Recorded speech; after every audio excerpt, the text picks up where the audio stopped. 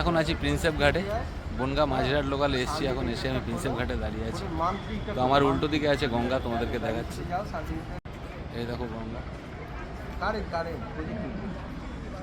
তো এখন এই প্রিন্সেপ ঘাটে দাঁড়িয়ে আছি। ট্রেন ওদিক থেকে একটা ট্রেন আসবে, যেহেতু এটা সিঙ্গেল লাইন। ওপাশ থেকে একটা ট্রেন আসবে মাঝেরহাট হাবড়া লোকাল, সেই ট্রেনটা এখানে আসবে। তারপর আমাদের এই বনগাঁ মাঝেরহাট লোকালটা ছাড়বে, আমি খিদিরপুরে নামবো।